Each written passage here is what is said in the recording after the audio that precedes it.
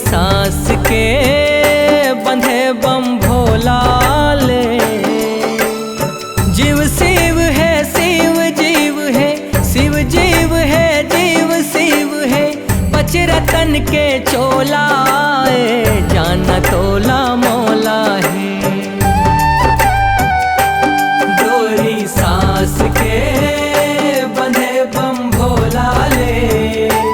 डोरी सांस के बंधे बम भोला ले।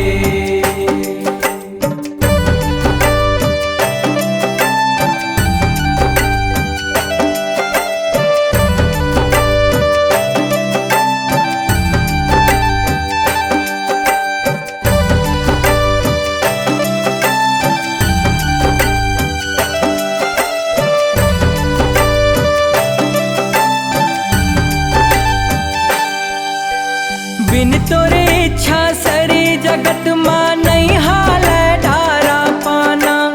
मंद मंद पुरवाही डोल जीव जति पाए दाना। कन कन मानस नस मां भोला तोर पर छोहा समाए है। तोर कृपाले धरा धाम मां जीव आए औ जाए है। के नहीं है चिन्हारी सगरो भगत पर तोर दुआरी। शिव के लगन के ये डोला जान तोला मोला है। डोरी सांस के बंधे बम भोला ले। डोरी सांस के बंधे बम भोला ले।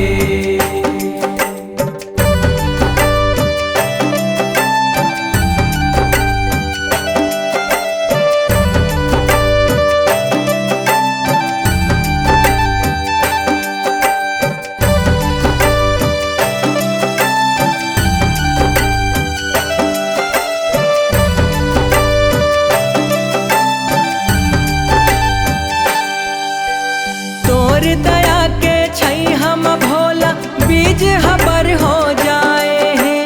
भक्ति के तोर रंग निमरंग के जीव अमर हो जाए हैं। मान जखस तय कभू एक छिन मा कभू जुग जुग मानई मानस। नहीं है कोनो मन के भाव हर जैन लते हर नहीं जानस। अर्पण कर दो शिव के चरण मा कांति कार्तिक साध मन मा। माटी के ये चोला जान तोला मोला है। डोरी सांस के बंधे बम भोला ले। डोरी सांस के बंधे बम भोला ले। जीव शिव है शिव जीव है, शिव जीव है जीव शिव है। पच रतन के चोला